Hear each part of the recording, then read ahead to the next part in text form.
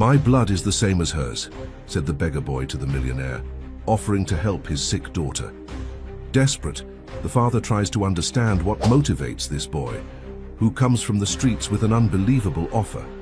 When the tests confirm the match, he is faced with a devastating secret that challenges everything he believed about his life and choices. Could he save his sick daughter? Watch to the end. If this story interested you, subscribe to our channel. Don't forget to like this video and tell us which city you're watching us from. We'll keep going. Marcus Bennett stood at the floor-to-ceiling window of his penthouse office, his silhouette casting a long shadow across the polished marble floor. The latest Forbes magazine lay open on his desk, his face gracing the cover with the headline, "The Man Who Never Fails." The irony wasn't lost on him as he took another sip of his now cold coffee. The city sprawled beneath him like a complex circuit board, its lights blinking in the growing dusk. Each of those lights represented a piece of his empire, the hotels, the tech companies, the real estate developments. But right now, none of it mattered. His phone buzzed again, another message from his assistant about an urgent board meeting. He ignored it. Instead, his thoughts drifted to the small bedroom 2 floors above his office, where his daughter Sophie slept peacefully in their penthouse apartment. At 8 years old, she was his universe, though he rarely had time to show it. Her golden curls and bright blue eyes were carbon copies of her mother's, a thought that still brought a familiar ache to his chest. The cleaning staff had already gone home, leaving him alone with his thoughts and the gentle hum of the building's ventilation system. He loosened his tie, a gesture that would have shocked his employees who had never seen him anything less than immaculate. The Marcus Bennett they knew was a force of nature, a man who had built his empire from scratch through sheer determination and an unwavering belief in meritocracy. A small frame on his desk caught his eye, a photo of Sophie at her last birthday party. He had managed to attend for exactly 27 minutes before being pulled away by an emergency conference call with investors in Singapore. The guilt that had gnawed at him then returned with renewed force. His intercom buzzed, startling him from his reverie. "Mr. Bennett," his night secretary's voice trembled slightly, "Miss Sophie's nanny is on the line. She says it's urgent." The word urgent had lost much of its meaning in Marcus's world. Everything was urgent in business, urgent meetings, urgent deals, urgent crises to be managed. But something in the secretary's voice made his hand freeze, halfway to his coffee cup.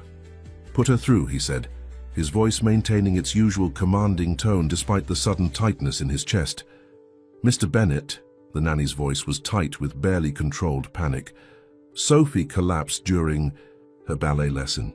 She's running a very high fever, and there's blood, sir. They've taken her to Mount Sinai."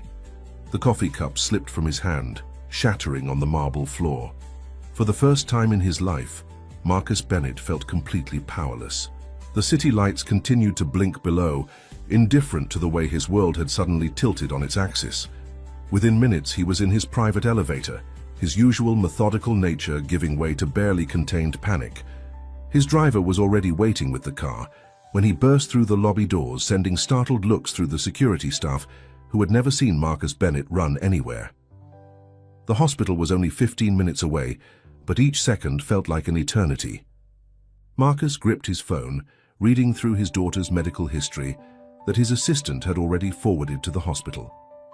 Sophie had always been healthy, almost surprisingly so, given how fragile she had looked as a newborn. The memory of her birth and of Rachel holding her for the first time crashed over him like a wave. Rachel. In moments like these, her absence felt like a physical wound. She would have known what to do, what questions to ask, how to make sense of the medical jargon that would surely be thrown at them. But Rachel had been gone for 6 years, leaving him to navigate parenthood alone. The car pulled up to the emergency entrance of Mount Sinai Hospital. Marcus could see a small crowd of medical staff waiting. His assistant had obviously called ahead. As he stepped out of the car, he straightened his tie and squared his shoulders, falling back on the familiar armor of his business persona. But inside, a voice kept screaming that this was one problem he couldn't solve with money or influence. A doctor stepped forward to meet him, her face grave. Mr. Bennett, I'm Dr. Sarah Chen. We need to talk about your daughter's condition. Marcus nodded, following her through the sterile corridors. The smell of antiseptic filled his nostrils, and the fluorescent lights cast harsh shadows on the walls. Each step echoed with a finality that seemed to mock his usual confidence. Sophie's symptoms are consistent with a rare autoimmune condition, Dr. Chen explained as they walked. Her body is attacking its own blood cells. We're running more tests, but she's going to need immediate intervention. They stopped outside a room where Marcus could see Sophie through the window, her small form dwarfed by the hospital bed and the machinery surrounding her. Her golden curls spread across the pillow like a halo, her face unnaturally pale against the white hospital sheets. Mr. Bennett, Dr. Chen's voice cut through his thoughts. There's something else you need to know. Sophie's blood type is extremely rare. Finding a match for the transfusion she needs, it won't be easy. Marcus turned to face the doctor, his jaw set in determination. Whatever it costs, whatever needs to be done, I'll make it happen. Just tell me what you need. Dr. Chen's expression didn't change. Mr. Bennett, I don't think you understand. This isn't about money. Sophie's blood type is one of the rarest in the world. We need to find a match, and we need to find it quickly. Through the window, Sophie stirred slightly in her sleep, her small hand clutching the stuffed elephant she'd had since birth. Marcus pressed his hand against the glass, feeling the cold surface against his palm. For the first time since Rachel's passing, he felt truly alone. The next 48 hours passed in a blur of medical terminology and urgent phone calls. Marcus had activated every contact in his considerable network, reaching out to specialists across the globe. His office had been temporarily relocated to a private waiting room in the hospital, where his assistant coordinated with medical facilities worldwide, while he alternated between Sophie's bedside and endless consultations with doctors. Sophie drifted in and out of consciousness, her usual vibrant energy replaced by an unsettling stillness. During her brief moments of awareness, she would smile weakly at her father, trying to reassure him in a way that made his heart ache.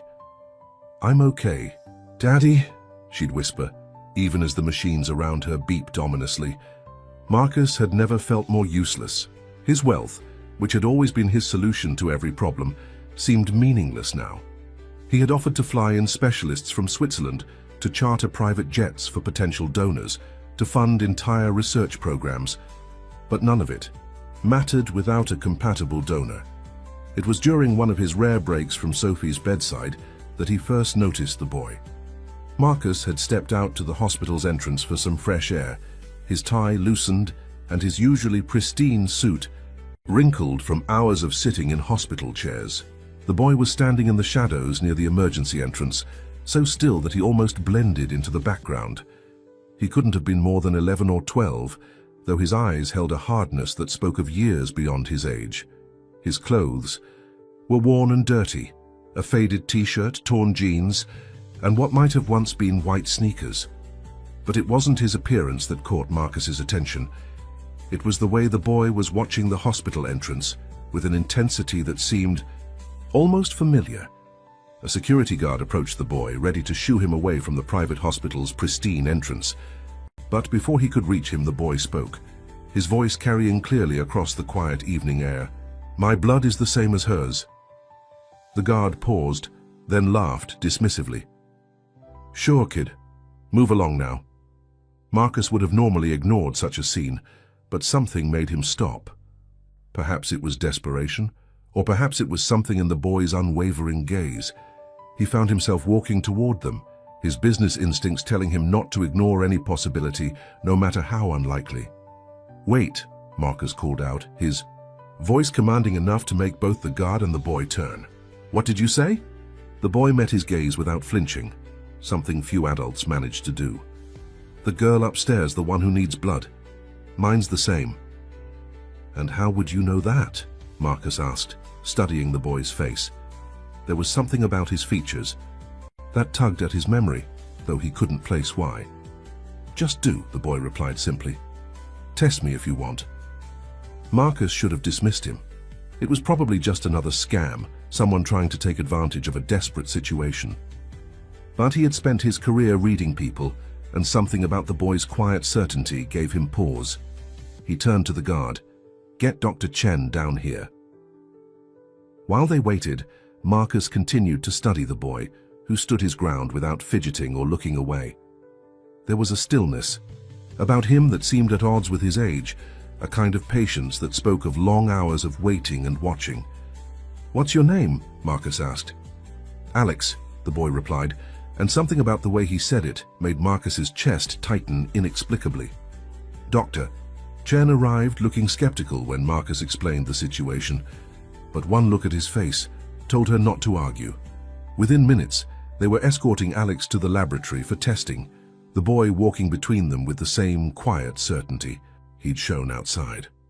As they walked, Marcus noticed more details about the boy. The way he moved with a slight limp, favoring his right leg.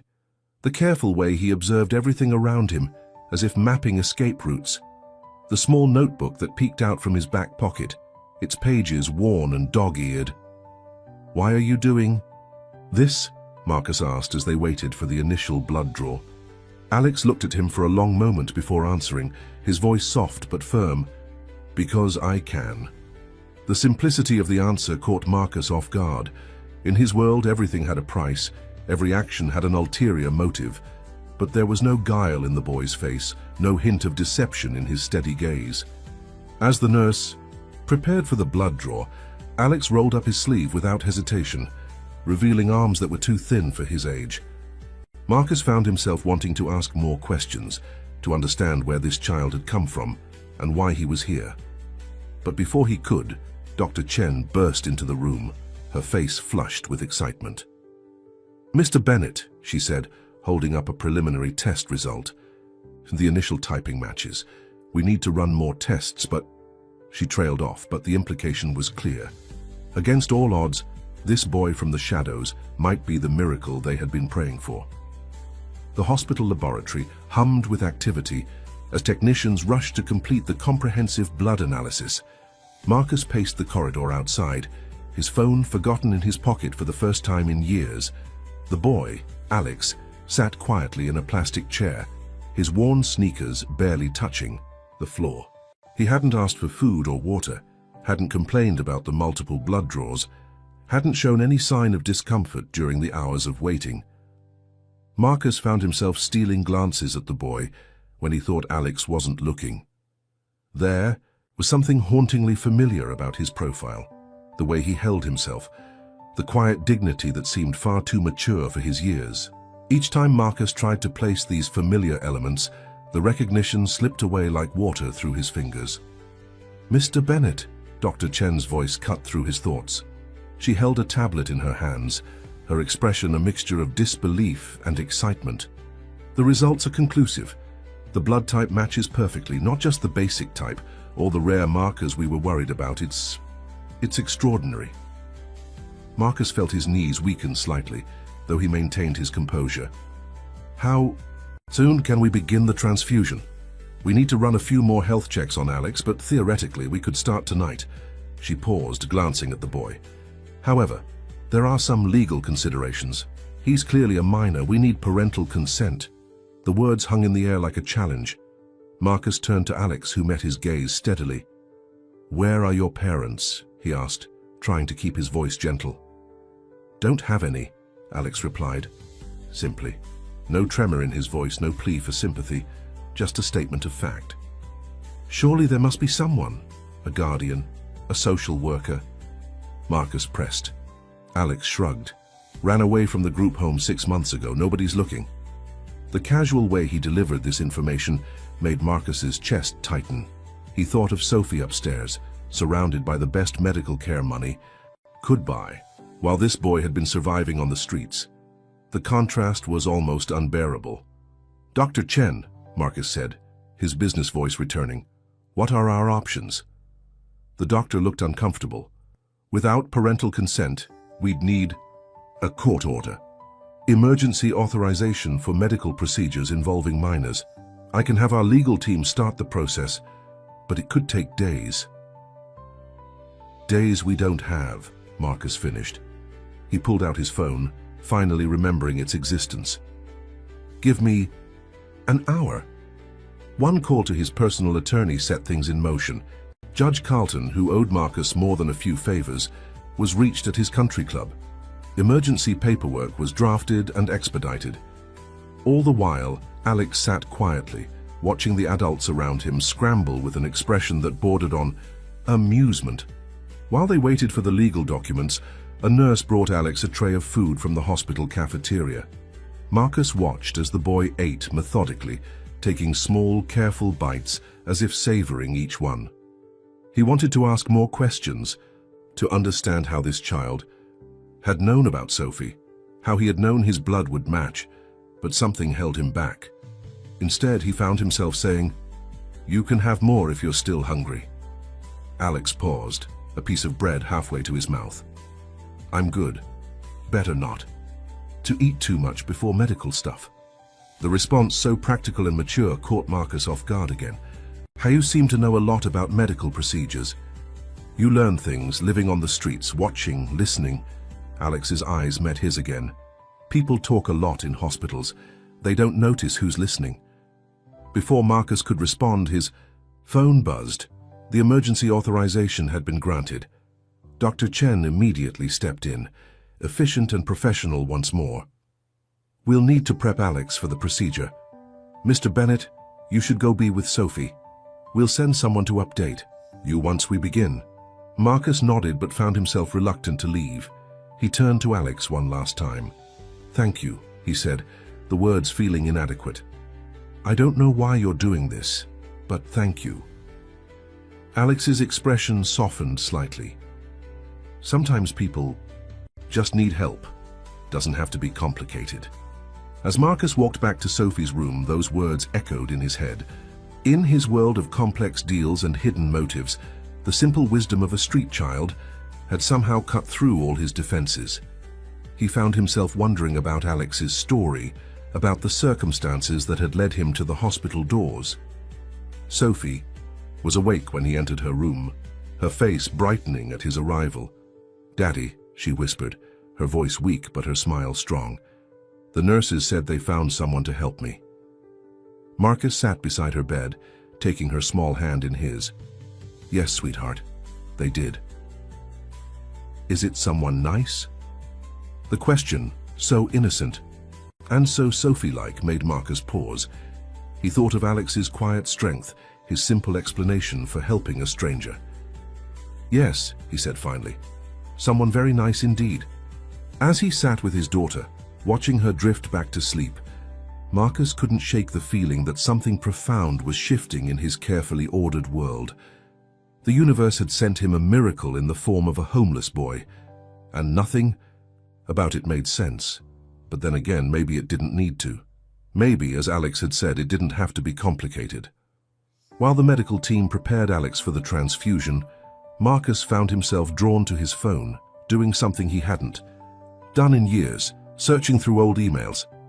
There was something about Alex that nagged at his consciousness, a persistent feeling that he was missing something important. His executive assistant, Maria, had maintained meticulous records of every correspondence for the past 15 years. She had organized everything into searchable archives, including items Marcus had specifically asked her to ignore or delete. Now, as he scrolled through the dates, he found himself grateful for her thoroughness. A notification from Dr. Chen interrupted his search. The transfusion was about to begin. Marcus made his way to Sophie's room, where the medical team was making final preparations. Through the observation window, he could see Alex in the adjacent room, already hooked up to the equipment that would transfer his blood to Sophie. The boy caught his eye through the window and gave a small nod. Something about that gesture, confident, reassuring, almost protective, triggered another memory. Marcus had done the same thing, hadn't he? Years ago, in another hospital room, looking through another window at his phone buzzed in his hand.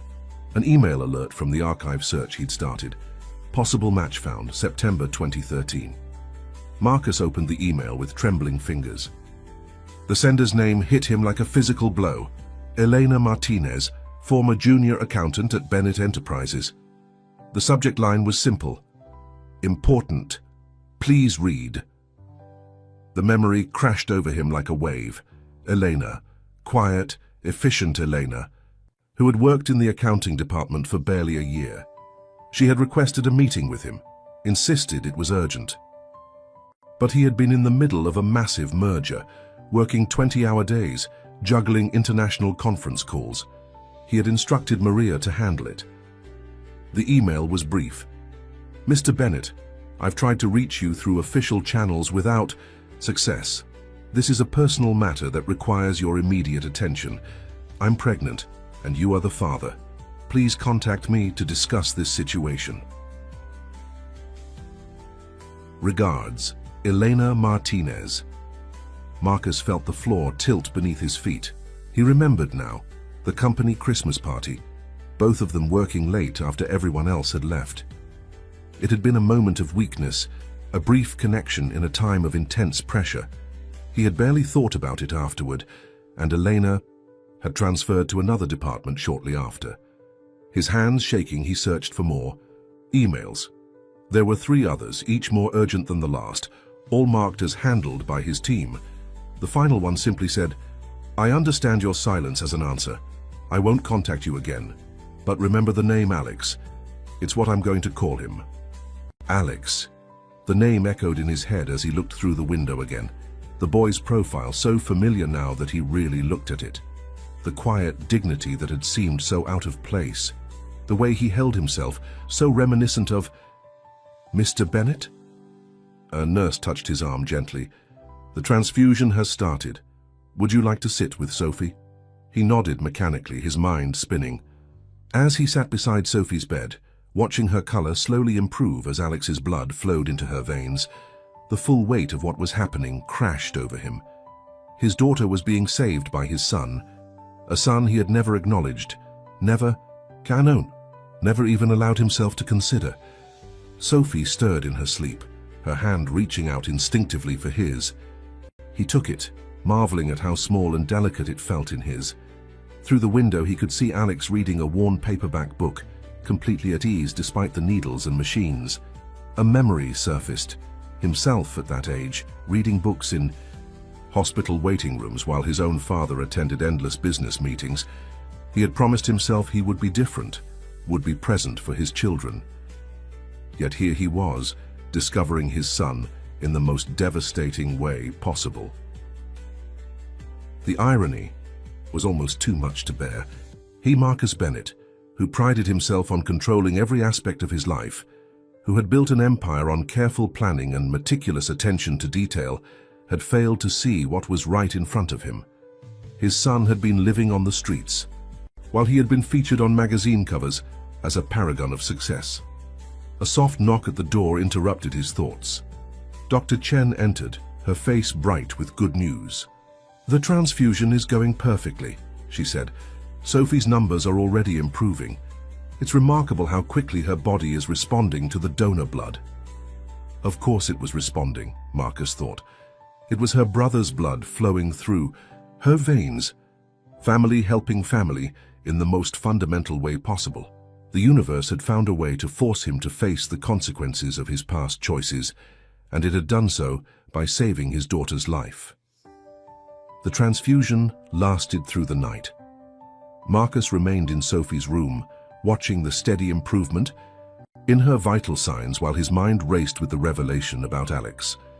Every few minutes, his eyes would drift to the window separating the rooms, where his son, the word still felt foreign in his mind, lay quietly reading his tattered book. Dawn was breaking over the city when Dr. Chen announced that the procedure was complete. Sophie's color had returned to normal, and her breathing was stronger and more regular. The medical team began disconnecting the equipment, their movements efficient and practiced. "When will she wake up?" Marcus asked, his voice hoarse from hours of silence. "Soon," Dr. Chen replied, checking Sophie's vitals one more time. "The sedation will wear off gradually. She's responding beautifully to the treatment." In the next room, Alex was already sitting up, refusing the wheelchair a nurse had brought for him. "I can walk," he said firmly. swinging his legs over the side of the bed. The movement was careful, deliberate, but there was no sign of weakness in his bearing. Marcus found himself torn between staying with Sophie and following Alex. The boy had already started walking toward the door, his backpack, threadbare and patched, slung over one shoulder. "Wait," Marcus called out, his voice carrying through the open door. "Please, we need to talk." Alex paused in the doorway but didn't turn around. "About what?" The question hung in the air between them, heavy with unspoken implications. Marcus glanced at Sophie, still sleeping peacefully, then back at Alex. "About Elena," he said quietly. The boy's shoulders tensed almost imperceptibly. For a moment, Marcus thought he would bolt, but instead Alex turned slowly to face him. His expression was carefully neutral, but his eyes, Elena's eyes, Marcus now realized, held a universe of unspoken emotions. "She tried to tell you," Alex said simply. "She tried 3 times." Marcus felt each word like a physical blow. "I know, I found the emails." "She kept them all," Alex continued, his voice steady. "Printed them out. Showed them to me when I was old enough to understand. Said I should know where I came from, even if where I came from didn't want to know me." The clinical fluorescent lights suddenly seemed too bright, too harsh. Marcus wanted to defend himself, to explain about the merger, the pressure, the chaos of that time in his life. But every excuse died in his throat as he looked at this child, his child, who had survived on the streets while he had lived in luxury. "What happened to her?" Marcus asked, though part of him dreaded the answer. "She got sick," Alex replied, and for the first time there was a slight tremor in his voice. "Cancer. No insurance after she lost her job. She tried to fight it, but..." He shrugged, the gesture heartbreakingly adult. "The system took over after that." Marcus felt physically ill. Eleanor had lost her job, likely because of the corporate restructuring he had ordered during the merger. The same merger that had been so important he couldn't take her calls, couldn't read her emails. The cascade of consequences from his decisions crashed over him like a tidal wave. "And you've been on your own since then?" "More or less. Foster homes at first, group homes later. Didn't stick around long in any of them." Alex adjusted his backpack strap, a nervous gesture that reminded Marcus painfully of how young he really was. "Streets are better sometimes. At least you know what to expect." Marcus took a step forward, then stopped when he saw Alex tense. "You knew who I was. All this time, who Sophie was?" A ghost of a smile crossed Alex's face. "Hard to miss your face on magazine covers. Besides, Mom kept everything. News clippings, articles. Said someday I might want to know about my father's world." His expression hardened slightly. "Didn't think I'd ever actually step into it." "But you did," Marcus said softly. "You came forward to help Sophie." "She's innocent," Alex replied simply. "She needed help, that's all." The simplicity of the statement cut through all of Marcus's defenses. This boy, who had every reason to be bitter, to want revenge, to demand compensation, had instead chosen to help his half-sister simply because she needed it. Through the window, Sophie stirred slightly in her sleep. Alex glanced at her, and for a moment his carefully maintained facade cracked slightly. "She looks like her pictures," he said quietly, "from the society pages. Mom used to show them to me sometimes, said I had a sister out there somewhere." Marcus felt tears threatening for the first time in years. "Alex, please, let me help you now. Let me try to make this right." But Alex was already moving toward the door again. "She'll be okay now," he said, nodding towards Sophie. "That's what matters." "You matter too," Marcus said, his voice breaking slightly.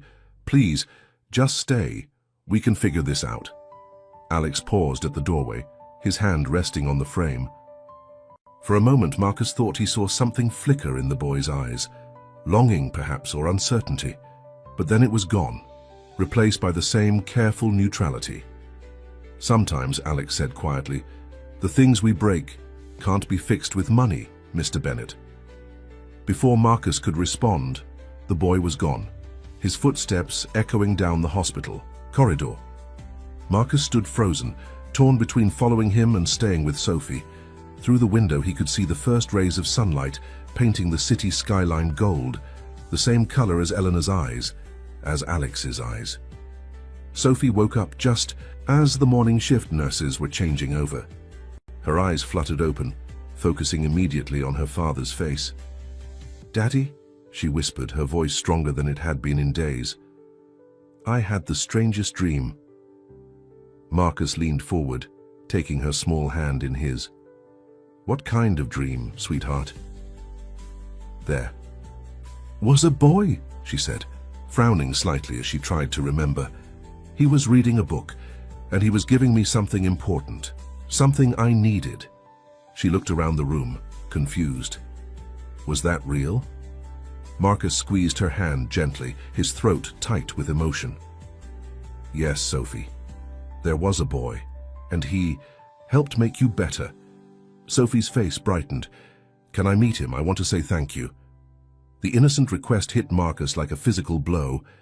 How could he explain to his 8-year-old daughter that her savior, her brother, had walked away? That he had driven him away years before she was even born?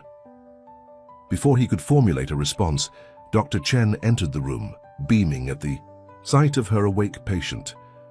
"Well, look who's finally joined us. How are you feeling, Sophie?" "Better," Sophie replied, sitting up straighter in bed. "Much better.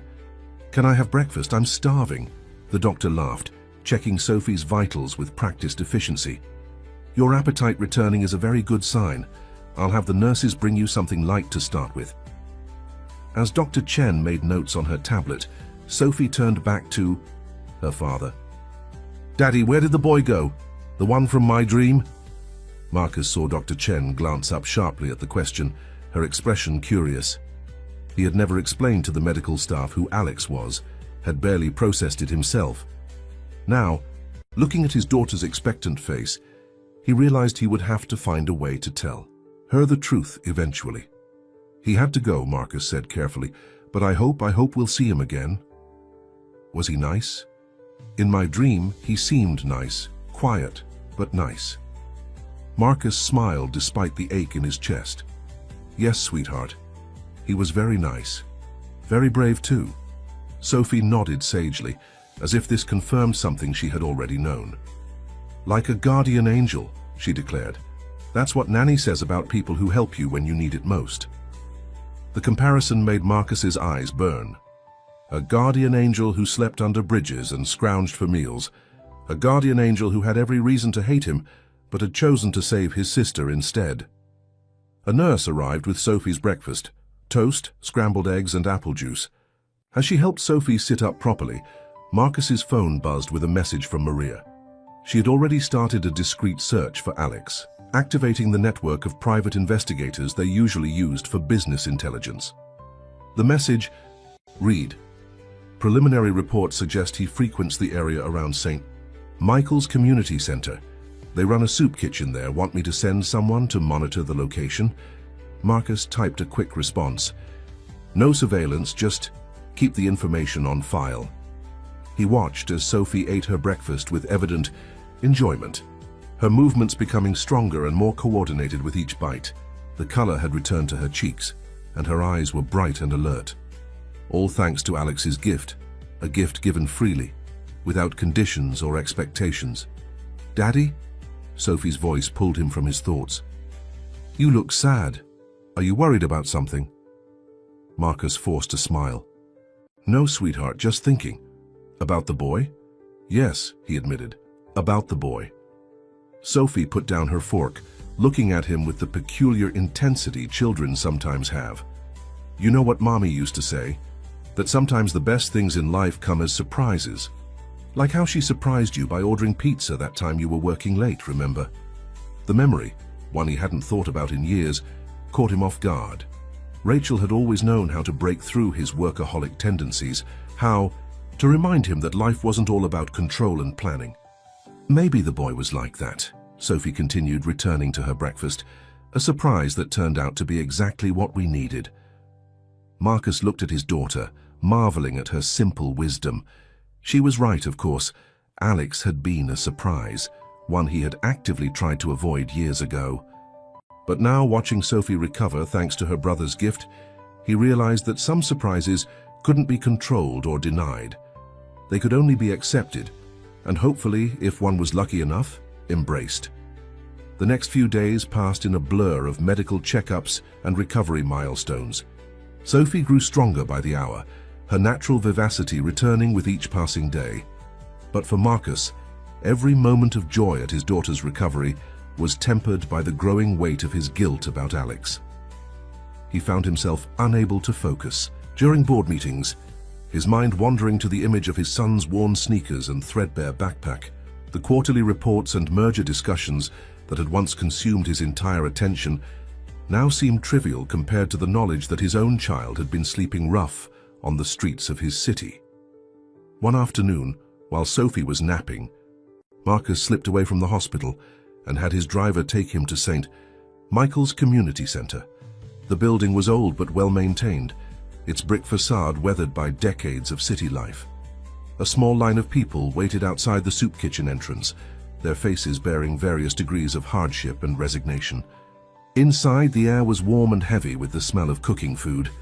Volunteers moved efficiently between tables, serving bowls of soup and plates of sandwiches.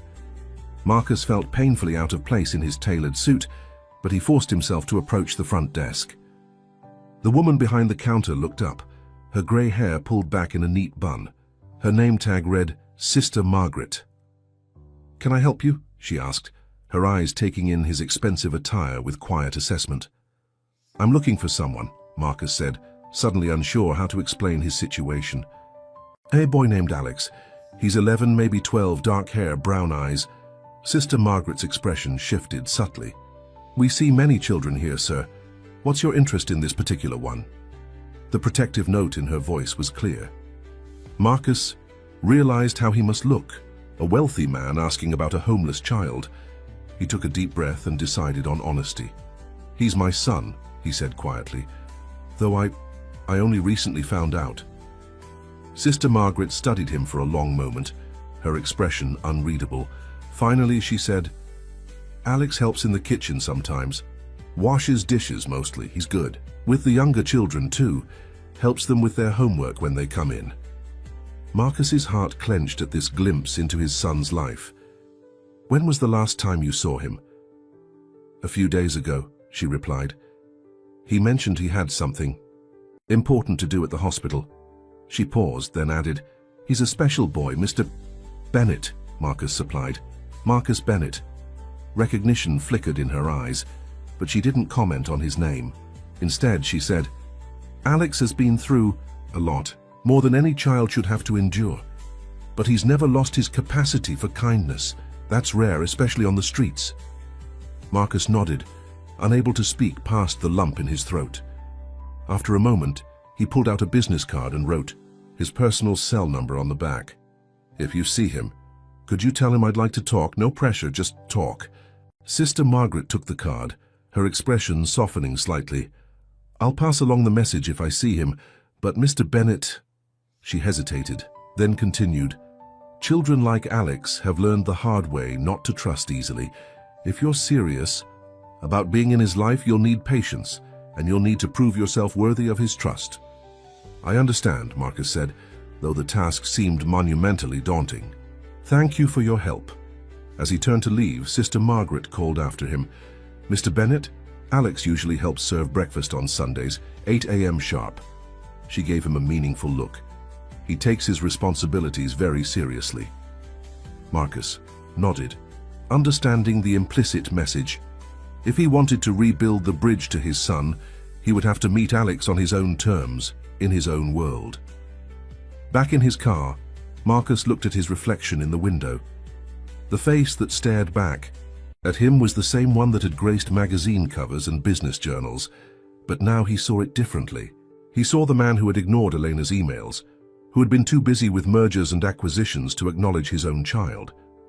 His phone buzzed with a message from Sophie's nanny. "She's asking for you. Says she wants to tell you about a story she's writing."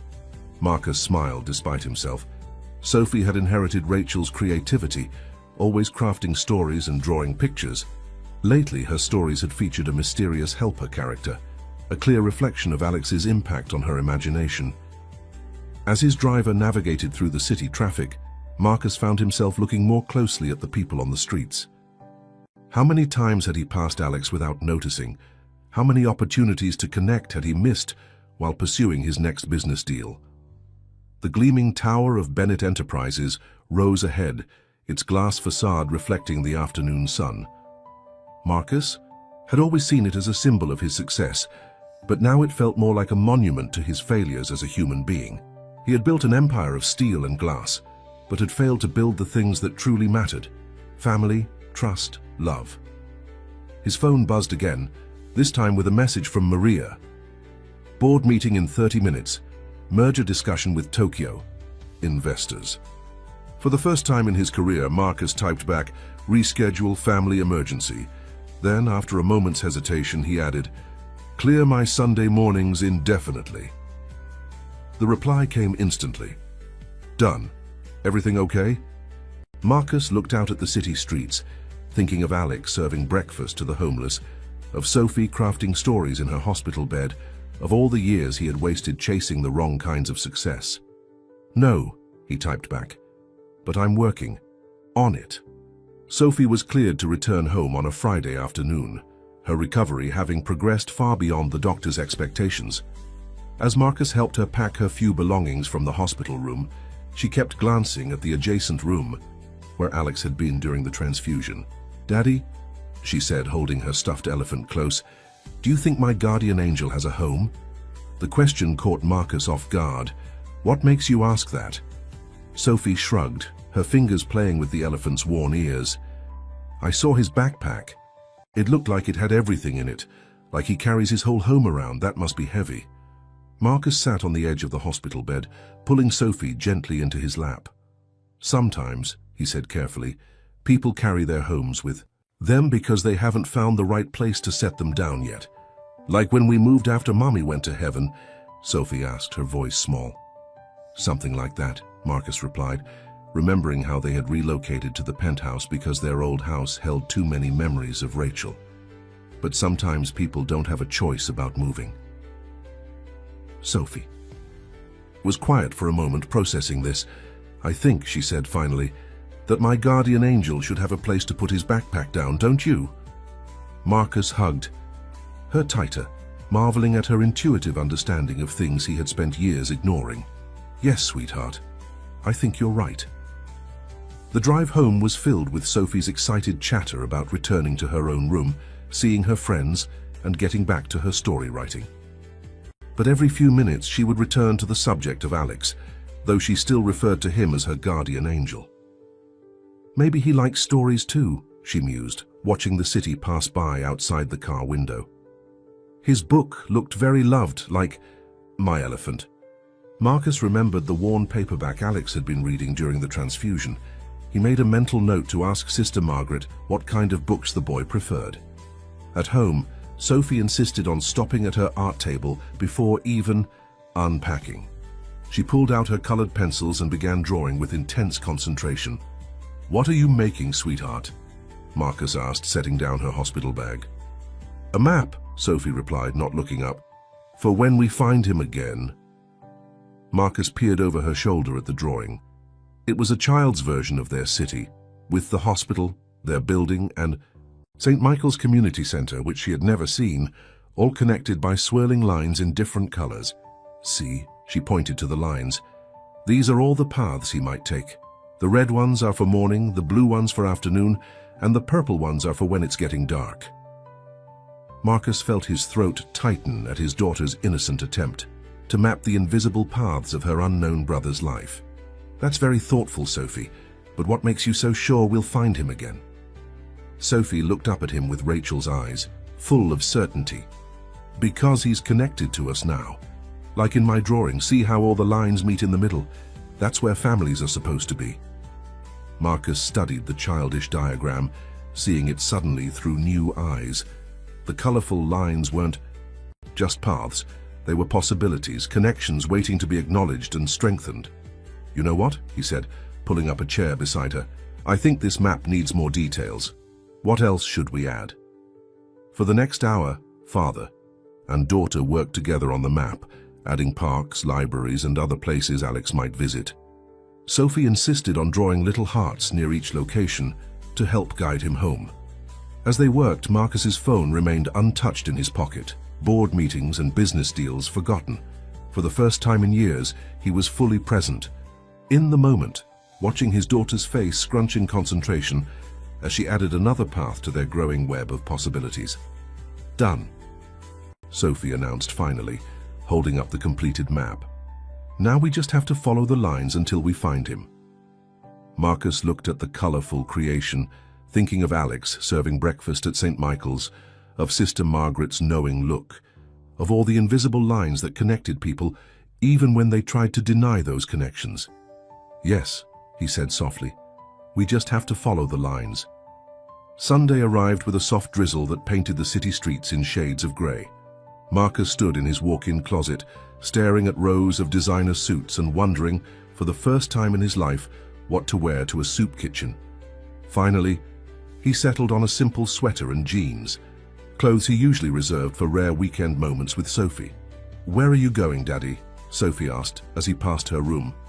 She was already up, working on another variation of her map, this one incorporating weather patterns and rainbow paths. "To follow one of your lines," he replied, touching the red morning path she had drawn to St. Michael's.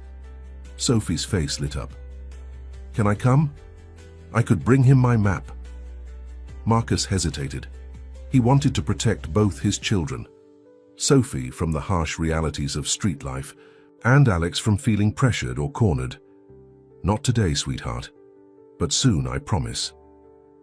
The community center looked different in the early morning light.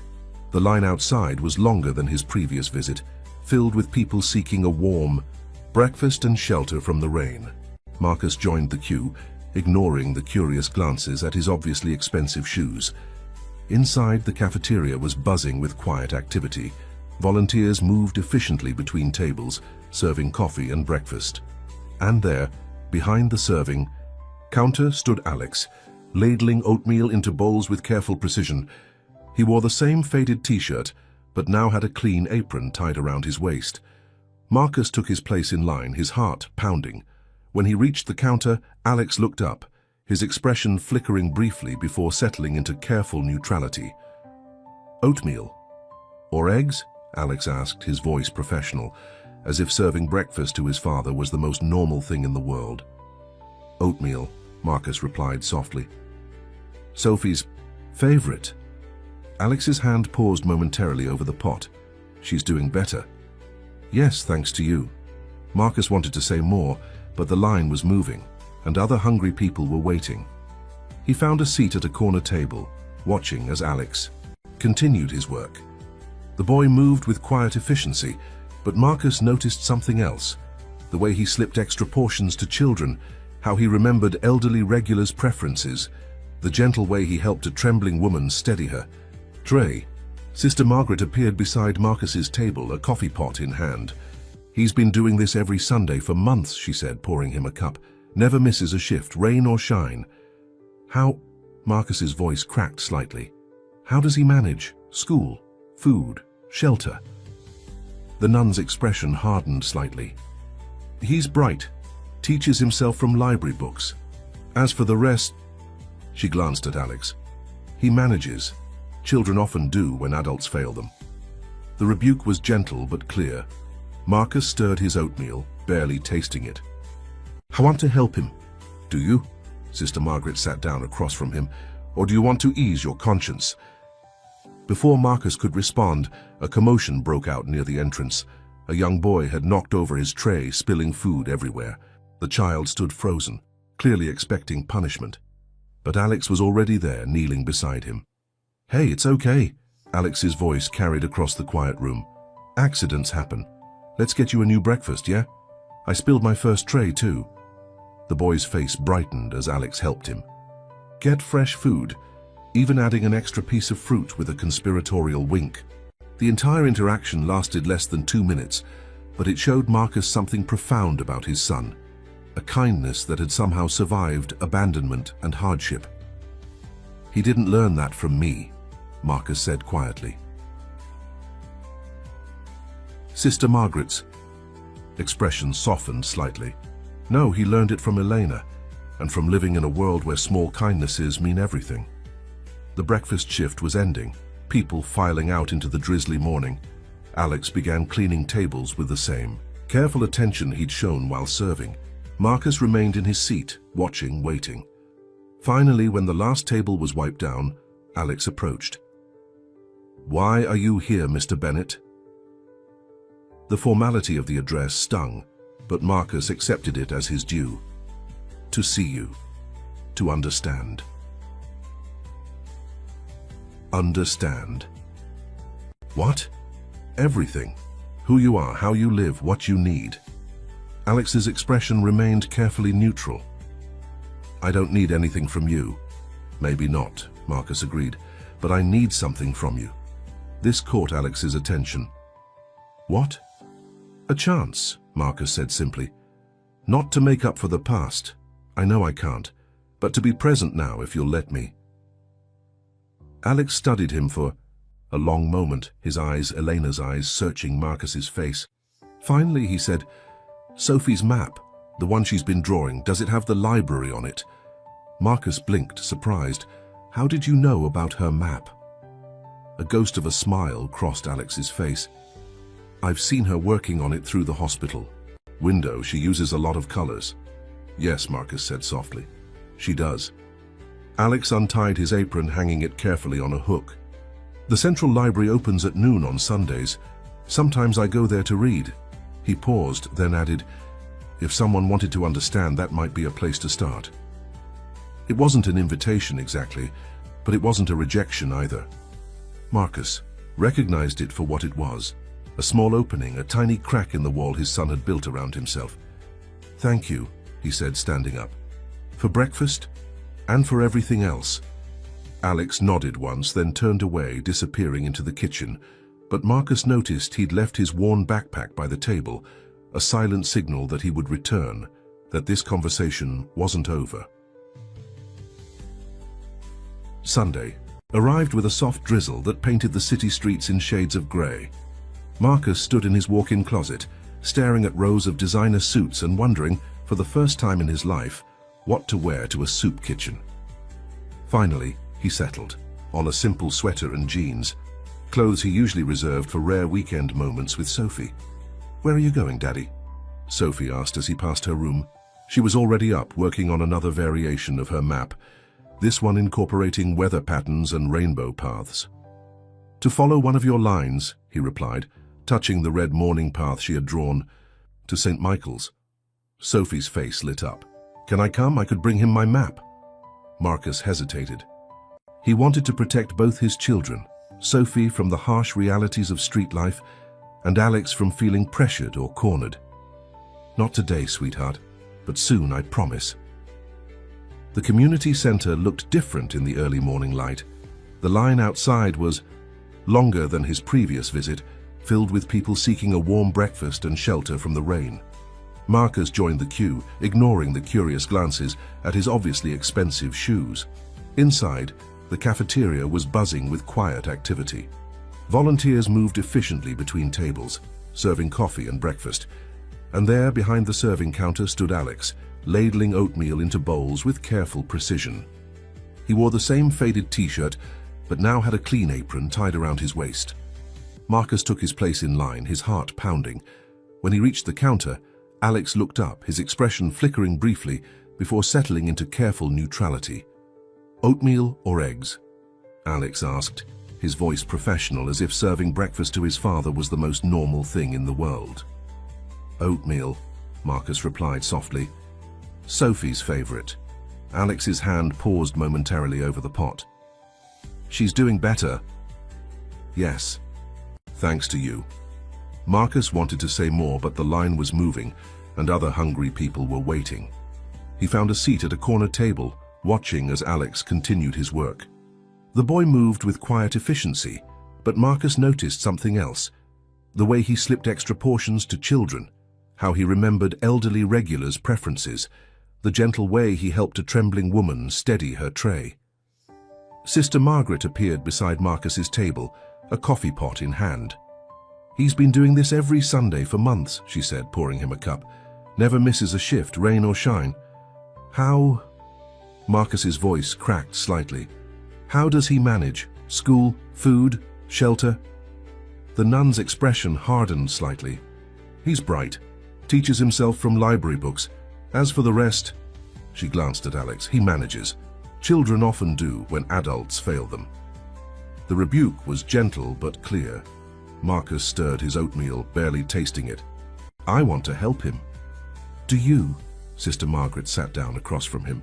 Or do you want to ease your conscience? Before Marcus could respond, a commotion broke out near the entrance. A young boy had knocked over his tray, spilling food everywhere. The child stood frozen, clearly expecting punishment. But Alex was already there, kneeling beside him. Hey, it's okay, Alex's voice carried across the quiet room. Accidents happen. Let's get you a new breakfast, yeah? I spilled my first tray too. The boy's face brightened as Alex helped him get fresh food, even adding an extra piece of fruit with a conspiratorial wink. The entire interaction lasted less than 2 minutes, but it showed Marcus something profound about his son, a kindness that had somehow survived abandonment and hardship. He didn't learn that from me, Marcus said quietly. Sister Margaret's expression softened slightly.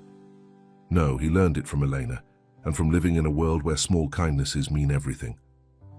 The breakfast shift was ending, people filing out into the drizzly morning. Alex began cleaning tables with the same careful attention he'd shown while serving. Marcus remained in his seat, watching, waiting. Finally, when the last table was wiped down, Alex approached. Why are you here, Mr. Bennett? The formality of the address stung, but Marcus accepted it as his due. To see you, to understand. Understand. What? Everything. Who you are, how you live, what you need. Alex's expression remained carefully neutral.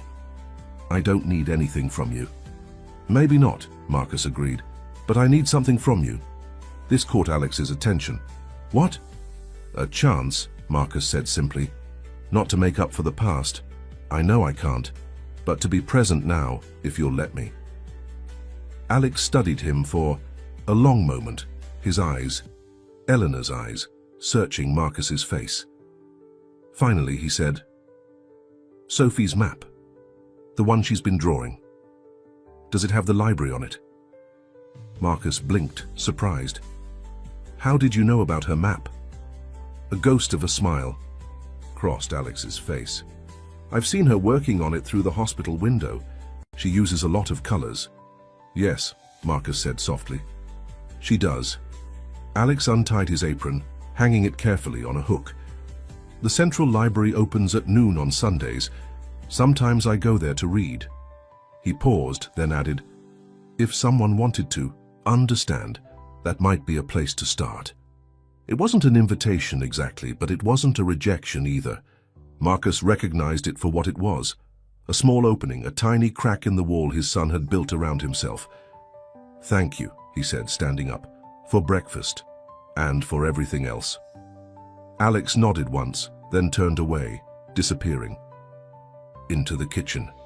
But Marcus noticed he'd left his worn backpack by the table, a silent signal that he would return, that this conversation wasn't over. Sophie's face lit up when Marcus told her about the fountain in Robinson Park. She immediately added it to her map, complete with tiny birds, drawn in different colors. Do the birds really come every morning? She asked, carefully coloring a small blue jay. That's what Alex told me, Marcus replied, watching her work. Sophie's hand paused over the paper. You talked to him? To my guardian angel? Yes, sweetheart, at the library and at St. Michael's. She looked up at him with intense concentration. Was he reading? Mom always said you can know a lot about people by what they read. Marcus smiled, remembering Rachel's extensive book collection. Yes, he was reading To Kill a Mockingbird. That's on Mom's shelf, Sophie exclaimed, jumping up and running to the floor-to-ceiling bookcase that had been moved from their old house. She traced the spines until she found the worn copy, pulling it out carefully. Can we read it together? Marcus hesitated, knowing some of the themes might be heavy for an 8-year-old. But then he remembered Alex's words about Scout and how stories help us understand the world better. "Yes," he said, "we can start tonight." Later that evening, after Sophie had fallen asleep halfway through the first chapter, Marcus sat in his home office looking at the cityscape. His phone buzzed with a message from Maria. "Board members requesting emergency meeting about your reduced schedule. Want me to handle it?" He typed back, "Schedule it for tomorrow afternoon, and Maria, find out everything you can about urban community gardens in our area, especially ones with herb sections." The reply came quickly. "Already. On it. There's one near St. Michael's that might interest you. The Bennett Foundation could make a significant impact there." Marcus stared at the message for a long moment.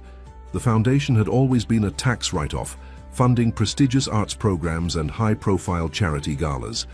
But now he saw an opportunity for something more meaningful.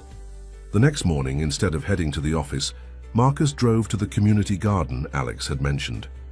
It was a modest space, tucked between old brick buildings, but it was clearly well loved. Raised beds contained vegetables at various stages of growth, and along one wall a series of small herb gardens thrived. An elderly woman was working among the herbs, her weathered hands gentle as she pruned the plants. She looked up as Marcus approached, her eyes narrowing slightly at his business attire. "Can I help you?" she asked, straightening up with slight difficulty. "I'm looking for the herb garden that Elena Martinez used to tend," Marcus said softly. The woman's expression changed. "You knew Elena?" "Not as well as I should have," he admitted. "I'm Alex's father." She studied him for a long moment, her gaze sharp and assessing. Finally, she said, "These are her herbs.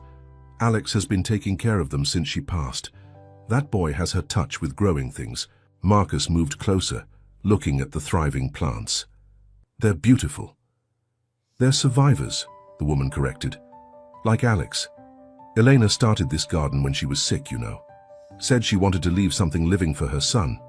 She paused, then added pointedly, something that would take root and grow no matter what." The metaphor wasn't lost on Marcus. "I'd like to help," he said. "Not just with money, but with actual support, whatever the garden needs." The woman, who introduced herself as Ms. Rose, considered this. "We need better irrigation, seeds for the children's section, tools that aren't falling apart." She looked at him directly. "But more than that, we need people who understand that gardens, like children, need consistent care. You can't just plant something and walk away." "I'm learning that," Marcus said quietly. Ms. Rose nodded toward a collection of seedlings.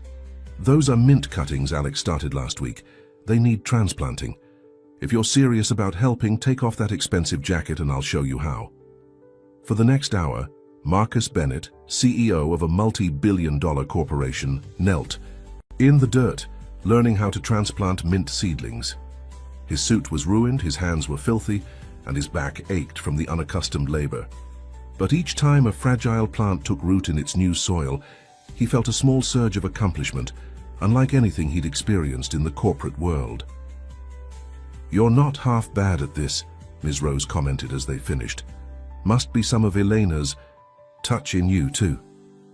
Before Marcus could respond, a familiar voice came from behind them. "The soil's too dry." They turned to see Alex standing there, his backpack slung over one shoulder. He moved forward, kneeling beside the newly transplanted seedlings. With practiced hands, he adjusted the soil around them, adding just the right amount of water. "Mom always said mint needs more water than you'd think," he explained, not looking at Marcus. "But you have to be careful not to drown it." Marcus watched his son's careful movements, seeing Elena in every gentle touch. Would you teach me about the herbs, sir?" Alex's hands stilled momentarily. "You'd have to come regularly. Plants don't care about busy schedules."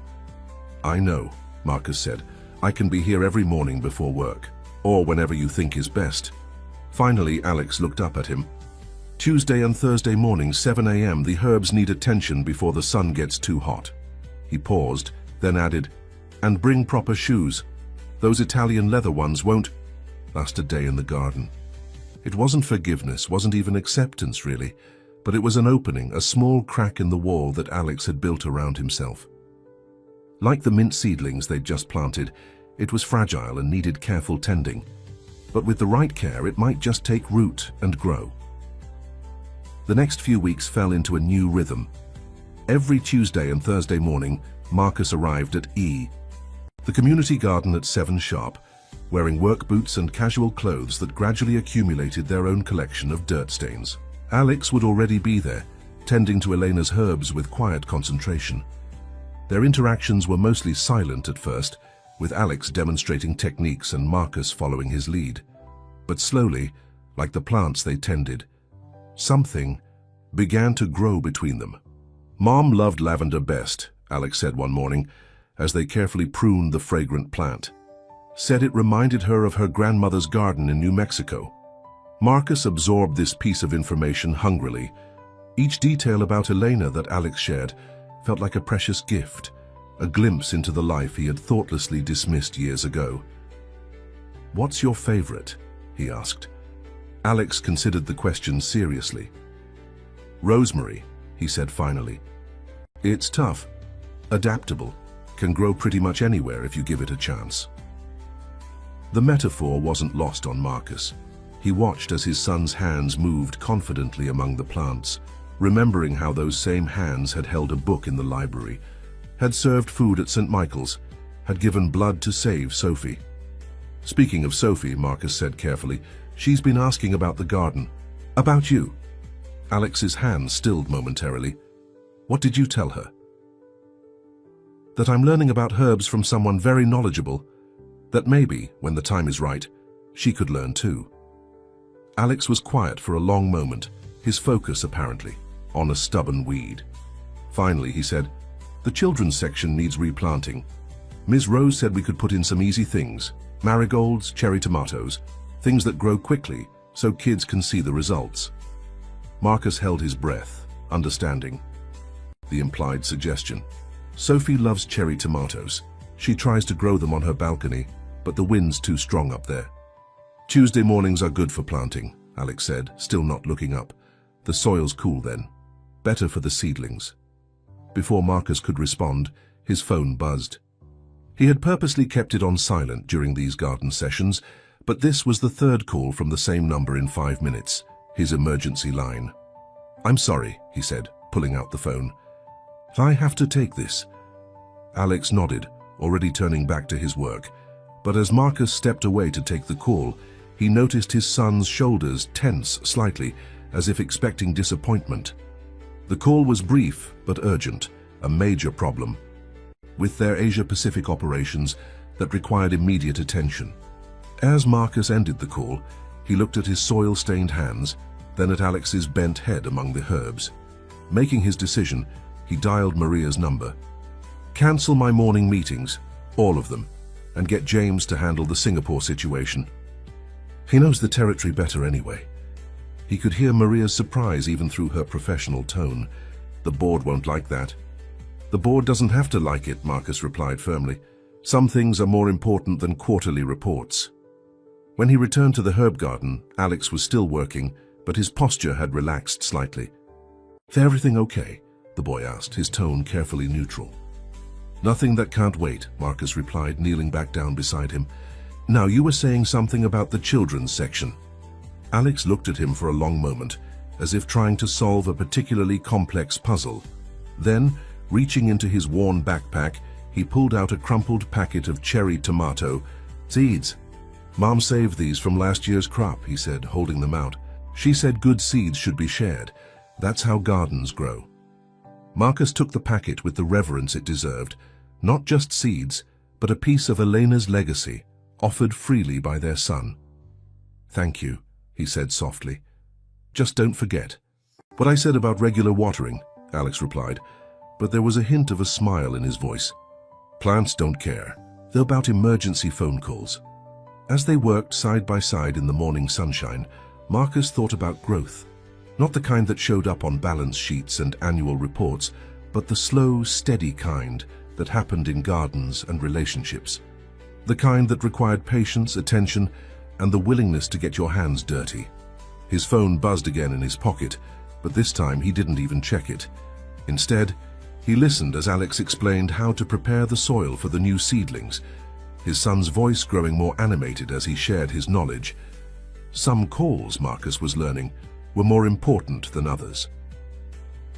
The morning of Sophie's first visit to the garden dawned clear and bright.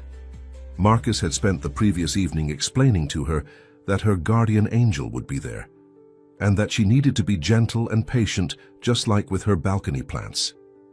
"Like when you transplanted Mom's roses?" Sophie had asked, referring to the delicate operation of moving Rachel's prized rose bushes to their new home. "Exactly like that," Marcus had replied, marveling at his daughter's intuitive understanding. Some things need time to adjust to new soil. Now, as they walked through the quiet morning streets, Sophie clutched her garden tools, child-sized implements in cheerful colors, and a copy of her latest map. She had added the garden in careful detail, complete with tiny herbs drawn in different shades of green. Alex was already there when they arrived, preparing the children's section with methodical care. He looked up as they approached, his expression carefully neutral, though Marcus noticed his hands tighten slightly on the trowel he was holding. Sophie stopped a few feet away, studying Alex with intense concentration. "You look different without the hospital lights," she said finally. Alex blinked, clearly surprised by this opening. "So do you," he replied. "Better." Sophie nodded solemnly. "Because of you. Daddy explained about the special blood you gave me." She took a step forward, holding out her map. "I brought you something to say thank you." Alex took the offered paper carefully, his eyes widening as he studied the detailed drawings. "You included the fountain," he said softly. "And the birds," Sophie added eagerly. "Daddy said you see them in the morning. I drew blue jays because they're my favorite, but I can add different ones if you know what kind really come." A ghost of a smile touched Alex's lips. "Mostly sparrows. And sometimes a red cardinal early in the morning." Sophie immediately pulled a red pencil from her pocket. "Show me where. I want to make it exactly right." For a moment, Alex hesitated. Then, setting aside his trowel, he knelt beside Sophie as she spread the map on a clear patch of ground. Together, they began marking the cardinal's favorite spots, Sophie's bright chatter mixing with Alex's quiet explanations. Marcus stepped back, giving them space. He found Ms. Rose at the herb garden, her knowing smile suggesting she'd been watching the scene unfold. "Children," she said softly, "have a way of cutting through all the complications we adults create." "She has her mother's gift for that," Marcus replied, watching as Sophie showed Alex her garden tools, explaining very seriously why she had chosen purple ones. "And he has Elena's gift for listening," Ms. Rose added. "Look at how carefully he's paying attention to every word." It was true. Despite his initial reserve, Alex was fully engaged with Sophie, answering her questions about plants and birds with patient detail. When she asked about planting the cherry tomatoes, he demonstrated the proper depth for the seeds, letting her measure with her small fingers. "Not too deep," he explained, "or they'll have trouble reaching the sun. Like when you're learning to swim," Sophie said thoughtfully. "If you go too deep too fast, it's harder to come up for air." Alex looked at her with surprise, and something in his carefully maintained facade cracked slightly. "Yeah," he said, softly. "Exactly like that." They worked together for the next hour, planting seeds in neat rows. Sophie named each tomato plant she put in the ground. "This one's Robert and this is Lisa, and this one has to be Charlie because it's sitting next to Robert." "Plants don't usually have names," Alex said, but he was smiling slightly. "Everything important should have a name," Sophie declared. "That's what Mom always said. She named all her roses, remember, Daddy?" Marcus nodded, remembering Rachel's rose garden and its carefully labeled inhabitants. She said it helped them grow better, knowing they were loved. "Did your mom name her plants?" Sophie asked Alex innocently. A shadow passed over Alex's face, but instead of withdrawing, he said quietly, "She named the herbs. The lavender was Abuela, after her grandmother. And the rosemary..." He paused. Then continued, "She called it Alexito, little Alex." Sophie beamed. "That's perfect. Can we name these herbs too?" She gestured to the new seedlings they had planted. Maybe, Alex said carefully, but we should wait until they show us who they are. Mom said plants, like people, need time to reveal their true nature. Sophie considered this seriously. That makes sense. Like how Robert the tomato plant might turn out to be a Rachel instead, once it grows up. A real laugh escaped Alex then, brief but genuine. The sound seemed to surprise him as much as it delighted Sophie, who grinned triumphantly. You know, what else Mum used to say about gardens, she asked, patting soil around another seedling. That they're like families, sometimes messy, sometimes complicated, but always growing in unexpected ways. Marcus watched as Alex absorbed this, saw the way his son's shoulders tensed and then deliberately relaxed. Your mom sounds wise, Alex said finally. She was, Sophie replied simply, like your mum with the herbs. She looked up at Alex, her expression suddenly serious. Do you think they would have been friends? Our moms? The question hung in the air, heavy with implications. Marcus held his breath, but Alex just looked at the herb garden, where Elena's plants thrived alongside the new seedlings they had planted together. Yeah, he said softly. I think they would have understood each other really well. The garden. Sessions became a regular part of their lives. Every Tuesday and Thursday morning, Sophie would arrive with her colorful tools and endless questions, while Alex gradually opened up, sharing his knowledge of plants and birds. Marcus watched their relationship unfold like a delicate seedling, requiring both nurture and space to grow. One morning, as Sophie carefully watered her named tomato plants, she asked, Alex, where do you read when it rains? The library doesn't open until late on weekends. The question caught both Alex and Marcus off guard. They had never discussed Alex's living situation directly, maintaining an unspoken agreement to focus on the present rather than the harsh realities of his circumstances. I find places, Alex said vaguely, but Sophie wasn't satisfied. But what about your books? They could get wet. She looked genuinely distressed by this possibility. Daddy, couldn't Alex use the library in our building? It's always open, and it has those nice big chairs like the ones at Mum's old house. Marcus saw Alex tense, preparing to retreat behind his walls. But before either of them could respond, Sophie continued, and then maybe you could help me with my homework sometimes. I'm reading Bridge to Terabithia for school, and Ms. Martinez says I need to practice reading. Out loud to someone. The mention of his mother's surname caused Alex to still completely. Sophie, oblivious to the impact of her words, kept talking. It's funny, she has the same last name as you.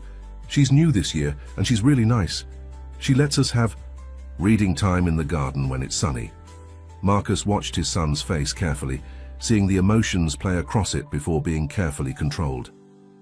Sophie, he said gently, let's not overwhelm Alex with too many questions at once. But Alex surprised them both by saying, I like Bridge to Terabithia. The library has a copy with really good illustrations. Sophie's face lit up. Have you read the part where they build their secret kingdom? I'm having trouble with some of the big words there. Yeah, I know that part. Alex's voice was soft but steady. It's about finding magic in ordinary places, making something special out of what you have. Like this garden, Sophie said thoughtfully. It's kind of like our Terabithia, isn't it? A special place where different things can grow. Marcus watched as Alex absorbed this comparison, saw how it resonated with something deep inside his son. The building library, Alex said finally, does it really have big chairs? The biggest, Sophie exclaimed, and windows that go all the way to the ceiling. You can see the whole city, even the fountain with your birds. Alex looked at Marcus, a question in his eyes. Marcus chose his words carefully. The library is open to anyone in the building. That includes friends of the family. Friends of the family, Alex repeated, testing the phrase. Like Ms. Rose, Sophie added helpfully. She comes up sometimes to look at Daddy's gardening books, and she always tells me stories about different plants. Something shifted in Alex's expression then, a recognition, perhaps, that there were ways to be connected without being trapped, to be close without being confined. Maybe, he said slowly, I could look at those gardening books sometime. For research. And help me with my reading, Sophie asked hopefully. We'll see, Alex replied, but his voice was gentle. One step at a time, okay, like with the seedlings. Sophie nodded sagely. Right. Too much water at once can drown them. You have to let them grow at their own pace. Later, as they were packing up their tools, Alex pulled something from his backpack, a slightly wrinkled piece of paper. Here, he said, handing it to Sophie, for your map collection. It was a careful drawing of the garden layout, with all the herbs labeled in neat handwriting. In one corner, Alex had sketched a small cardinal perched on the garden wall. Sophie clutched the drawing to her chest. Now we can make a perfect map together, with all the plants and birds in exactly the right places. Together, Alex echoed softly. And this time, when he looked at Marcus, there was something new in his eyes. Not quite trust, not yet, but perhaps the beginning of possibility. As they walked home, Sophie chatted excitedly about combining her map with Alex's drawing. Marcus listened, his mind on the way his son had said together, like a word in a foreign language that he was just learning to pronounce, unfamiliar, but full of promise. The building's library was silent except for Sophie's careful voice as she read aloud from Bridge to Terabithia. She sat cross-legged in one of the oversized chairs, while Alex perched more formally in another, listening and occasionally helping with the more challenging words. Marcus watched them from his position near the window, pretending to work on his tablet, but actually observing this delicate new dynamic. It had taken 2 weeks after their conversation in the garden for Alex to finally accept Sophie's invitation to the library, and even now he maintained a careful distance, physically and emotionally. Sometimes it seemed to him that his life was delicate as a dandelion, Sophie read slowly. One little puff from any direction and it was blown to bits. What does that mean, Alex? Alex was quiet for a moment, his fingers absently tracing the worn edge of his own copy of the book, a library edition he'd brought with him. It means that sometimes life feels very fragile, he said finally. Like everything could change, in an instant. Sophie considered this. Like when I got sick. Yeah, Alex said softly. Like that. But you made it less fragile, Sophie said with certainty. You made it stronger, like how the tomato plants need stakes to grow tall. Marcus saw Alex's hands tighten slightly on his book. These moments of raw honesty from Sophie often caught his son off guard, breaking through his carefully constructed defenses. Speaking of the tomatoes, Alex said, clearly trying to redirect the conversation, we should check if any of them need replanting. Sometimes they outgrow their first spots. Like people? Sophie asked. Sometimes they need new spots too, right? The question hung in the air, its implications clear. Marcus held his breath, but Alex just nodded slowly. Sometimes, he agreed, if the new soil is good. Sophie beamed. Our soil is excellent. Miss Rose said so when she came to look at Daddy's gardening books. She said the building's library has the best collection she's ever seen. It is impressive, Alex admitted, looking around at the floor-to-ceiling shelves. I've never seen some of these editions before. Marcus chose this moment to speak up. You're welcome to borrow any of them. We could get you a library card for the building. Alex's eyes met his, careful and assessing. I wouldn't want to impose. It's not imposing, Sophie declared firmly. It's sharing, like how you share your garden knowledge with us. A ghost of a smile touched Alex's lips. You make everything sound so simple. Because it is, Sophie replied with the absolute conviction of an 8-year-old. You help me with reading, I help you name plants, and Daddy helps by getting dirty in the garden even though his suits are very expensive. This actually drew a small laugh from Alex. He's getting better at not ruining his clothes, he admitted, though his weeding technique still needs work. Hey, Marcus protested mildly, grateful for this moment of lightness. I'm learning. Very slowly, Alex and Sophie said in unison, then looked at each other in surprise before Sophie dissolved into giggles. The moment was interrupted by Maria appearing in the library doorway. Mr. Bennett, the board is asking about the quarterly projections. Marcus saw Alex immediately begin to withdraw, his posture stiffening. But before Marcus could respond, Sophie spoke up. "Daddy can't do projections right now," she said firmly. "We're in the middle of a very important chapter, and Alex is going to show me how to make pressed flowers for my science project." Maria, who had been with the family long enough to understand the delicacy of the situation, smoothly replied, "Of course. I'll reschedule the meeting. Would you like me to bring some flower pressing supplies from the craft room?" Sophie bounced excitedly in her chair. "Can we, Alex? Please, I have some pansies from the garden that would be perfect." Alex looked torn between his instinct to retreat and Sophie's infectious enthusiasm. I suppose we could try a few," he said cautiously. "If you have the right materials." "I'll bring everything you need," Maria promised, giving Marcus a subtle nod before disappearing.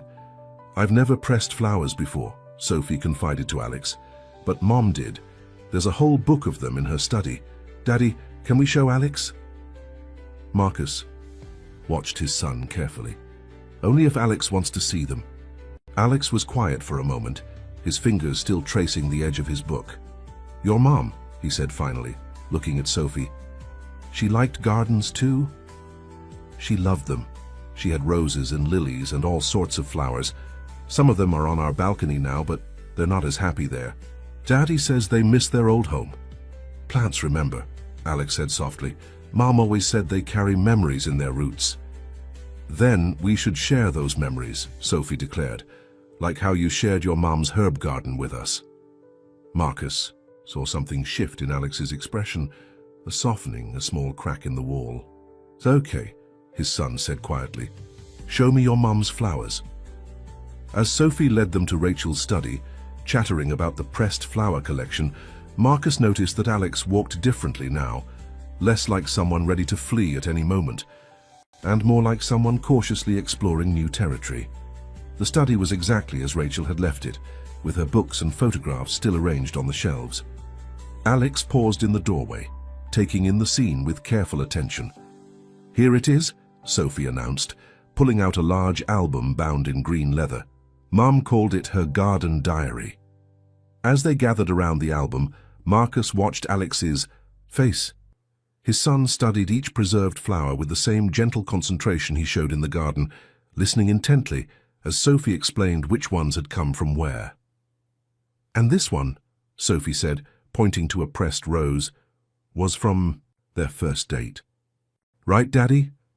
"That's right," Marcus said softly. "Your mother always said it was important to preserve beautiful moments." Alex touched the page gently. "Mom kept a journal too," he said quietly, "with drawings of her herbs and notes about how to care for them." "Do you still have it?" Sophie asked. Alex shook his head. "It got lost when things changed." The sadness in his voice made Sophie reach out instinctively, but she caught herself, remembering to give him space. Instead, she said, "Then we should make a new one for both our mums. We can put your herbs and Mum's flowers together." Marcus watched as Alex considered this suggestion, saw the way he looked around the study at the photographs of Rachel, a woman who had loved gardens and books and family, just like his own mother had. "Maybe," Alex said finally, "one page at a time." The pressed flower project became a regular part of their library meetings. Maria had sourced professional pressing equipment, and Sophie's science project expanded into something more meaningful, a combination of Alex's herb knowledge and Rachel's flower preservation techniques. "This is sage," Alex explained one afternoon, carefully arranging leaves between sheets of special paper. "Mum used it for cooking, but also for cleansing. She said it helped clear away negative energy." Sophie nodded seriously.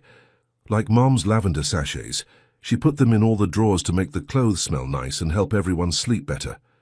She paused, then added, "Daddy still puts them in our drawers sometimes."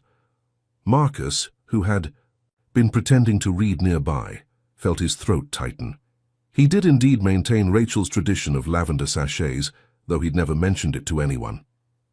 "Lavender's good for sleep," Alex agreed. "And for comfort. That's why—" He hesitated, then continued. "That's why Mom planted so much of it during the hard times. It was the most direct reference he'd made to Eleanor's illness, and Marcus found himself holding his breath. But Sophie, with her uncanny intuition, simply said, "Then we should definitely include it in our book. Both kinds, Mom's and your Mum's. That way their comfort can be together." Alex's hands stilled over the pressing papers. "You really think they would have liked that? Being together in the same book?" "Of course," Sophie said with certainty.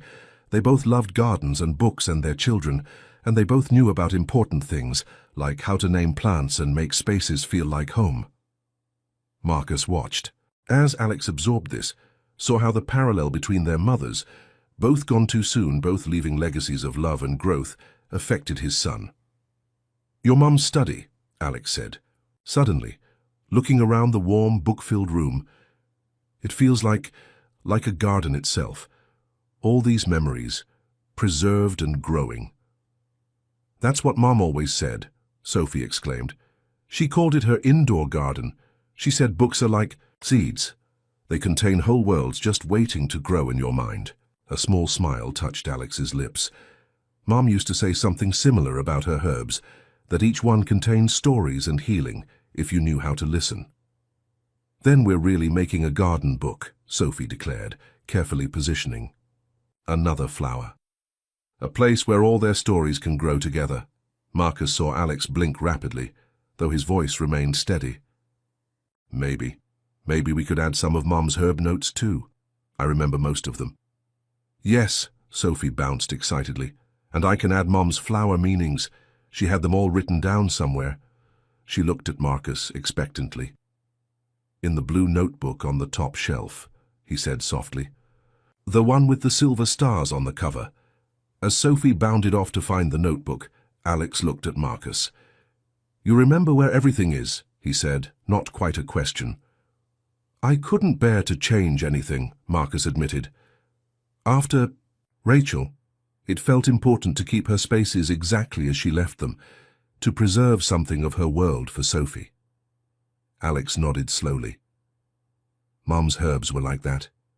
Even when she couldn't tend them anymore, I kept everything exactly how she'd arranged it.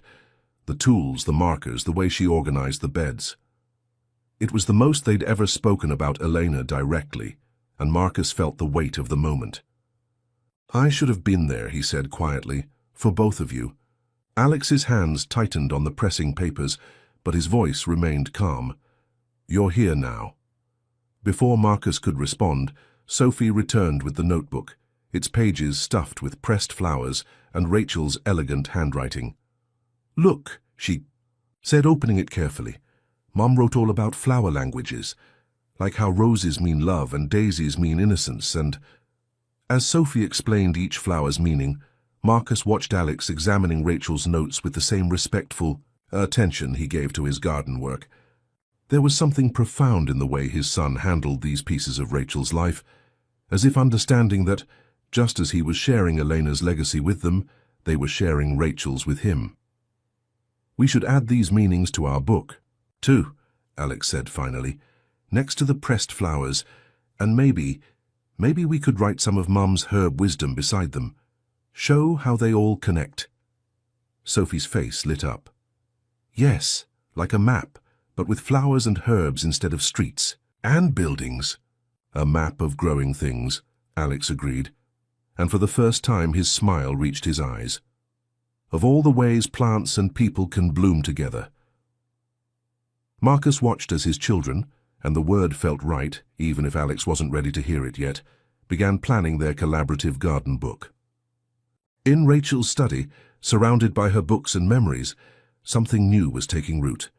A bridge between past and present, between loss and hope, between two families that were slowly, carefully becoming one. The weather forecast had predicted storms, but nobody expected the severity of the system that swept through the city that night.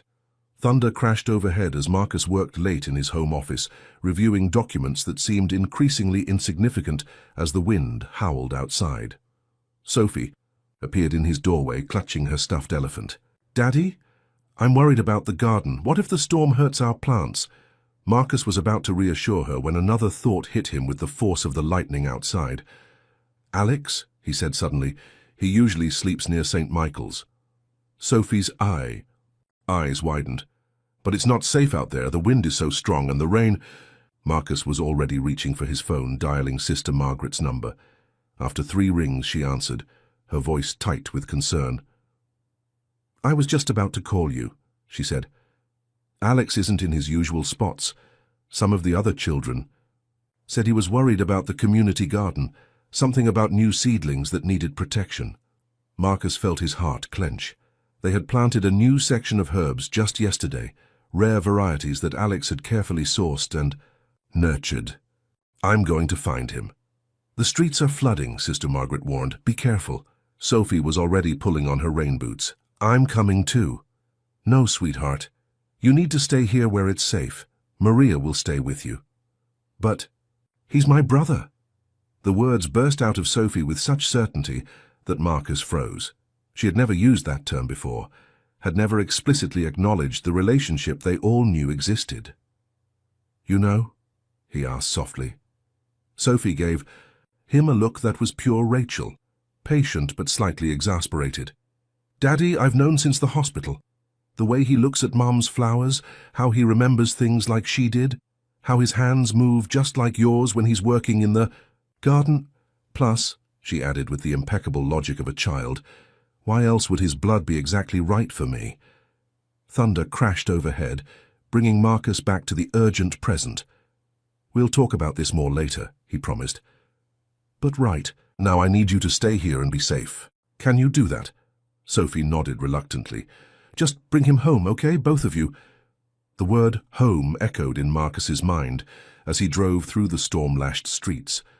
The community garden was dark when he arrived, but he could make out a figure moving among the raised beds, attempting to secure tarps over the most vulnerable plants. "Alex!" he called out, fighting against the wind. His son looked up, rain streaming down his face. "The new herbs," he shouted back. "They won't survive exposure like this. The roots aren't established yet." Marcus made his way carefully through the garden, noting how Alex had already protected most of the beds.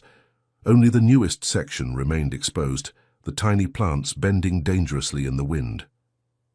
"Let me help," Marcus said, grabbing one end of a heavy tarp. Together they worked to secure it, their hands slipping on the wet material. "Mom's journal said these varieties are almost extinct," Alex explained, his voice barely audible over the storm. "She wanted to preserve them, to keep their stories." "Alive, I can't let them die." The raw emotion in his voice struck Marcus harder than the driving rain. This wasn't just about plants. It was about preserving Elena's legacy, about keeping promises, about not losing anything more. "We won't," Marcus assured him. "But Alex, you can't stay out here. It's not safe." As if to emphasize his point, a terrible cracking sound came from overhead.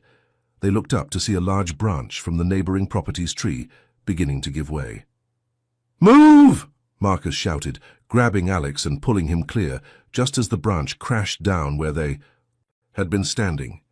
It missed the protected herb beds but crushed the small shelter where Marcus knew Alex often slept. They stood there, both breathing heavily, staring at the destruction. Alex's backpack, which had been in the shelter, was partially visible beneath the branches. "My books," Alex said quietly. "Mom's pictures." Marcus kept his hand on Alex's shoulder, feeling the boy trembling from cold or emotion he couldn't tell. "Come home with me," he said softly. "Please." Alex stiffened. "I don't need charity." "It's not charity," Marcus replied. "It's family. That's what Sophie called you, you know, her brother." A flash of lightning illuminated Alex's face, showing a complex mix of longing and fear. "I can't just—" "Yes, you can," Marcus interrupted gently. "One step at a time, remember, like with the seedlings. Tonight you need a safe place to sleep. Tomorrow we'll figure out the rest." Another crack of thunder, closer this time. Alex looked at his destroyed shelter, at the protected herb beds, at the rain-slick streets around them. "Sophie really called me her brother?" "She did. She also told me to bring you home. Both of us." Alex was quiet for a long moment, rain dripping from his hair. Finally, he said, "I need to check the tarps one more time, make sure they're secure." Marcus recognized this for what it was, not a refusal, but a need to complete his responsibilities before taking such a monumental step.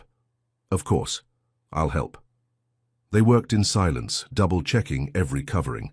When they finished, Alex retrieved his sodden backpack from under the fallen branch, clutching it close despite its ruined state. "Ready?" Marcus asked. Alex looked around the garden one last time, then nodded slowly. Just for tonight," he said. "Because of the storm." Marcus didn't argue, knowing that sometimes the biggest journeys began with the smallest steps. As they drove home through the rain-slicked streets, he noticed Alex watching the building's illuminated windows grow larger, like beacons in the storm. "Sophie will be waiting up," Marcus said softly. "She was worried about you."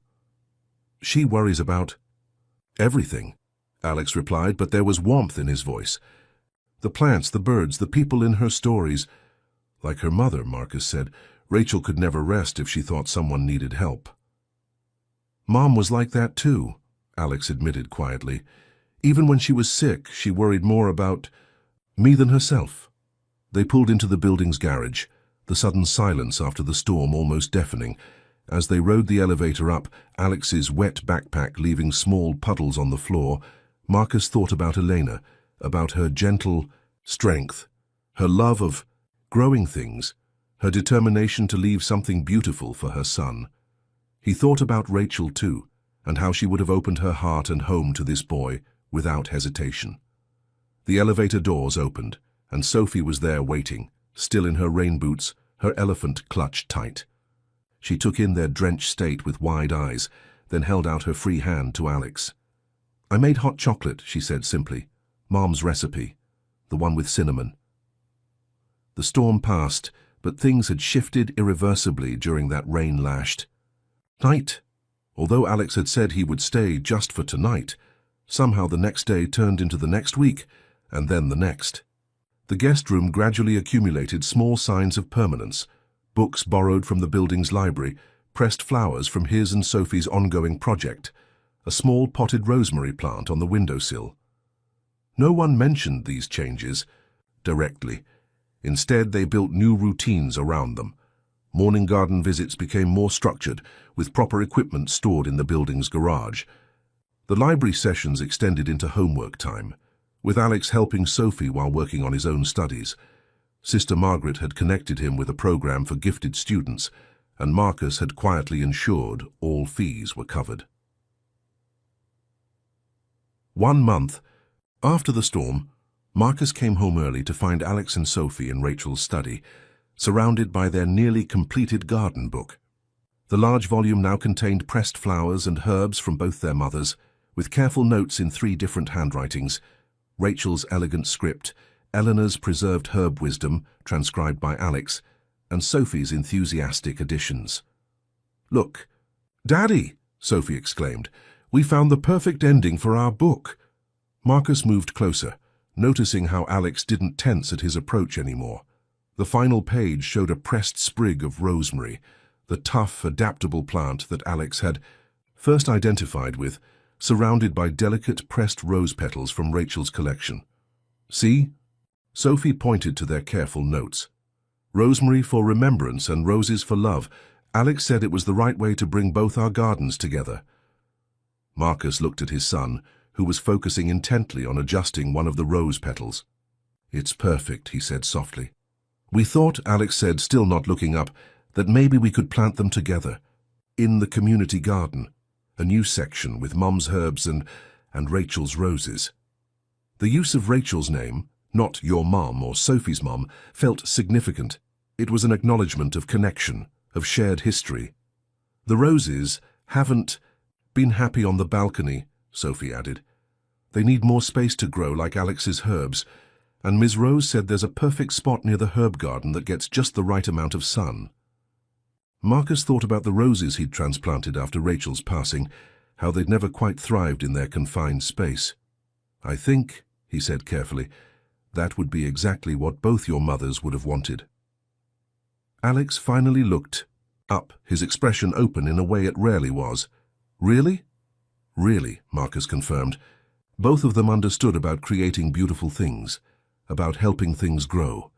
He paused, then added, about building families in unexpected ways. A comfortable silence fell over the study, broken only by the sound of Sophie arranging pressed flowers. Finally, Alex spoke, his voice quiet but steady. I found something yesterday when we were cleaning out the old shelter. He reached into his backpack, a new one, though he'd insisted on keeping the old one too, and pulled out a battered journal. It was in a waterproof bag at the bottom. I thought it was lost in the storm, but... He held it out to Marcus. It was Elena's garden journal, its pages wavy with age but still intact. Mom would have wanted you to see it too, Alex said softly. To understand everything. Marcus took the journal with trembling hands, understanding the magnitude of what was being offered. Not just Eleanor's writings, but Alex's trust, his willingness to share this precious piece of his mother. We could add it to our book, Sophie suggested. Not the actual journal, but maybe copies of some pages, so both our mum's garden wisdom is together. Alex nodded slowly. Yeah, I think they'd like that. Marcus watched as his children, and now finally, he could think of them that way without reservation, began carefully selecting pages to copy. The study filled with their quiet conversation about plants and memories, about growth and family, about all the ways love could bloom in unexpected places. Outside, the afternoon sun illuminated the balcony where Rachel's roses waited to be transplanted. Soon they would join Elena's herbs in the community garden, creating a new space where two families' legacies could grow together. But the real garden, Marcus realized, was right here in this room, in the trust growing between father and son, in the bond between brother and sister, in the way they had all learned to nurture the delicate seedlings of connection and love. Daddy? Sophie's voice pulled him from his thoughts. Alex says we should have a garden dedication ceremony when we plant the roses, like how Mom used to celebrate each new flower, she added. Could we do that? Marcus looked at Alex, who met his gaze, steadily. I think that's a wonderful idea, he said. The celebration of new beginnings. And remembrance, Alex added quietly, of all the love that helped us grow. Sophie beamed, adding another pressed flower to their book. Outside, a cardinal landed on the balcony railing, one of Alex's morning birds come to visit